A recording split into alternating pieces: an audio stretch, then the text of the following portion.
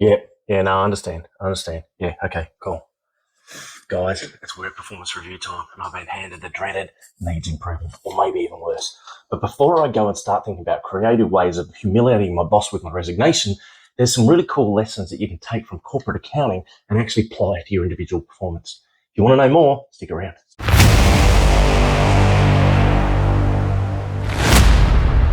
So guys, throughout your career, you're going to have a whole bunch of bosses. Some are going to be really good, some are going to be really bad. The good ones are going to invest time in you. They're going to set you a whole series of KPIs and things to achieve through the year. And they're going to actually measure that performance as you go along. And you're going to get to the end of the year and you're going to find that you actually know exactly what your performance review was because you had a really clear set of goals that were set out and agreed with your boss. And you actually achieved those as you went through the year. Other times you're going to have bosses that are too busy to do that or don't have a vested interest in that or simply don't like you. Okay? Personalities happen. Those bosses are probably not going to invest the time in you. They're not going to set you out as a clear set of goals. And then when you come to the end of the year and you do your work performance review, it's going to be hit and miss on how they're feeling on that particular day. But there are some things you can do to make sure that it's more likely to be a hit than a miss.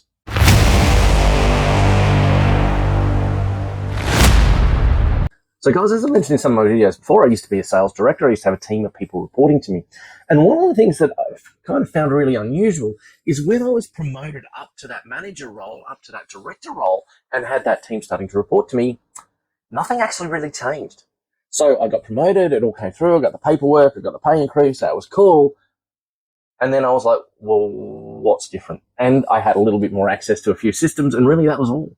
It wasn't probably for another 6 to 12 months that I actually started going through the training for new managers and learning how to be a manager. And that was only because my software company was actually dedicated to do that. So when you're thinking about your work performance reviews, it's worth recognizing that your manager may never have actually been trained on how to be a manager. So guys, if your manager has never been trained on how to be a good manager, they've probably never been trained on things like how to set goals, how to monitor goals, how to give feedback, and how to give a good work performance review.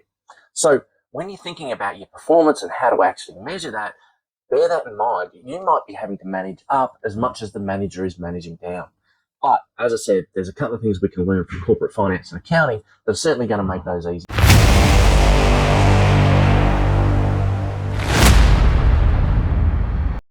So the big lesson I would say to everybody that you can take from corporate accounting and apply to your own work performance is the requirement to have a detailed plan. In corporate accounting, we call that the budget. And preparing the budget is a nightmare of an exercise for most accountants because they have to go down into really extreme detail and actually build up that plan almost from scratch. And you build it up and up and up, and you end up with a budget for the company. And that budget is used to measure the performance as you actually go through the year. So if we get to, say, February or something like that, second month into the year, and we look at our performance and then we look at our budget, we can decide whether we're on target, whether we're below target, or whether we're above target. Now, certainly we might want to adjust our activities, but without that budget, it's really difficult to determine whether you're actually meeting your goals or not. And that's the one thing I think we can take from the corporate accounting world and move that into your personal performance world. So when it comes to accounting, there's two actual ways of preparing a budget. One of them is called the bottom-up method, and the other one is called, strangely, the top-down method. So the bottom-up method is quite a detailed way of budgeting, and it's about looking at all those activities and how they actually link together to make your corporate performance. So, for example, if you're making cars and you want to make 100 cars a month, you're going to require 400 tires. You're going to require 400 wheels. You're going to require 200 front seats, 100 engines. You might require 400 spark plugs. And by actually combining all these little bits and pieces that you need to go into that car, you actually detail up that plan. So when you look at your purchasing, you say we've only bought 300 tires, you know you're going to have a problem. You're going to have to go out and procure another 100 tires to meet your plan for the month. The other way to do budgeting is called top-down. Now, top-down has the fundamental problem that you take last year's performance and then you might say, I'm going to cut costs by 5% or increase revenue by 5%.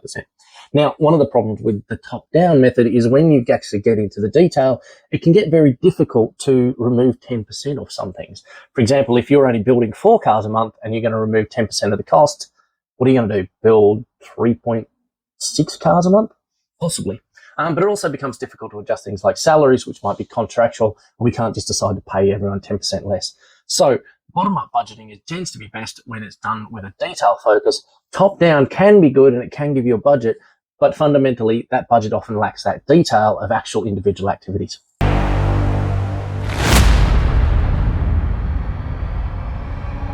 next activity is going to be the hardest part of this whole activity. And it's going to be why people often don't do this as part of your own work performance, because it's actually really hard. But look, it is hard, but give yourself a break. I promise it'll be worth it in the long run if you actually start doing this and stick to it. When you think about your own job, okay, start thinking about your strategy. What do I want to achieve this year? High level goals. You're looking at 4 to 5 high level goals that you want to achieve as part of your job. Now, you might have some defined goals by your organization. You know, if you work in accounts payable, probably loading accounts payable invoices is going to be one of those defined goals, making sure there's not too many errors, things like that. And that's fine. But also look at those goals that are outside those things that your organization defines and think, okay, how else can I add value to this organization? So what activities can I do that are outside maybe my strict job definition that I can then go and add to my goal plan for the year? Once you've defined your own strategy, again, this is still the difficult part, you need to break that down into individual activities. So you might have a strategy of saying, I'm going to do X. How are you going to actually do that? You know, if you're in sales and you say, I'm going to sell 20 units each month, how are you actually going to do that? You need to break that down into individual activities that you can actually tick off. So if you're going to sell 20 units a month, you might have to make 50 sales calls. You might have to do 40 demonstrations. You might have to send out 30 contracts to get those 20 units. So you actually break it down into individual activities and say, to meet my strategic goal, here's the things I need to be doing all day, every day to actually meet that.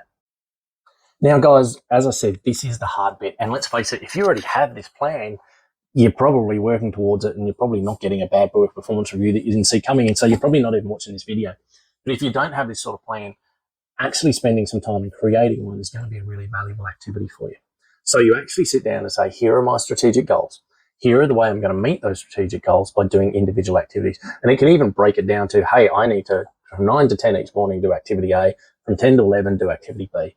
But you break it down into those detailed tasks that you can actually tick off. And when you find that you're doing the detailed tasks, you'll actually find that you're starting to achieve those strategic goals. Now, as I said, it's difficult. It's not easy, especially if no one's done this for your role before. So don't necessarily aim for perfection on your first time round. Aim for something.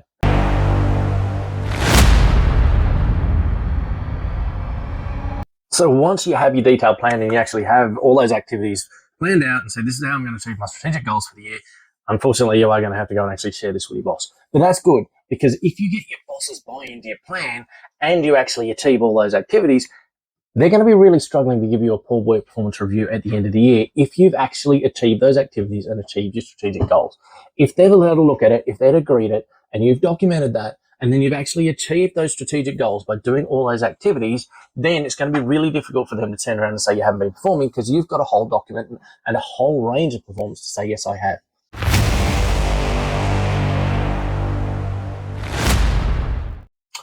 So once you got your boss's agreement, you're pretty much kind of sorted. Well, with a plan anyway. You still actually got to do it, which could be difficult. But, you know, once you've actually got your boss's agreement, the next bit, which is the bit you're going to have some discipline to do, is that you need to start doing those activities that are in your plan. And you need to start measuring yourself on those activities. Don't leave it till the end of the year and just assume that you're going to do everything in the last month and it's going to be great. You need to sit there and say, okay, if I'm needing to make 50 sales calls a month, I need to make, what is that, about 12 to 14 a week. How am I actually doing that? Am I actually tracking on that? How am I recording it? Because it's great to have a plan, but you also need to record your activities against that plan and actually prove that you're doing the things that you said you were going to do. So once you've shared it with your boss, that's when you go into a monitoring and review phase. So every month you're looking at your plan, you're looking at what you've achieved, and you're looking at how you're going towards achieving those strategic goals. And if you're not meeting them, you might need to adjust your plan. You might need to say, actually, I need to do 60 or 70 calls a month rather than the 50. But you'll actually be in a position to do that.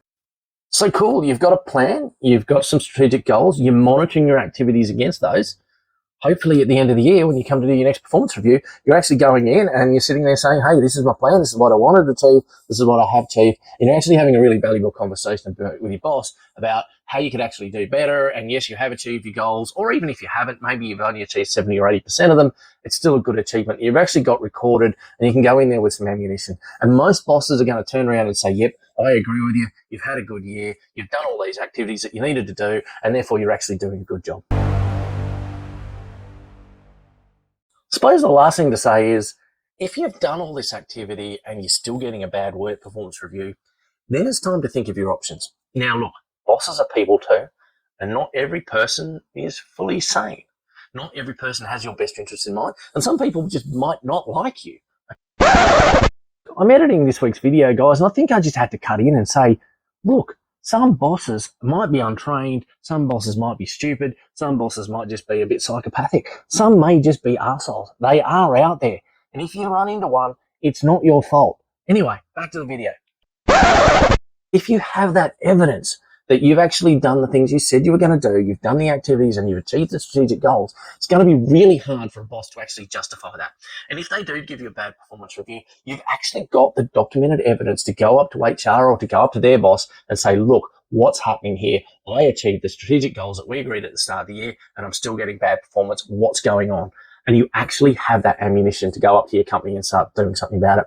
If your company don't take it seriously, you then actually have the ammunition to go and start talking to employment lawyers and saying, hey, this company is wrong. There's something going wrong here. But if you don't have that evidence, if you don't have that documentation, it's really hard to take those next steps. Guys, I'm Andrew Chapman. If you like my content, hit the subscribe key. If you've got any questions or comments, smash them down below. I'll try and get back to you as soon as possible. If you like the video, hit thumbs up, and I'll see you next time.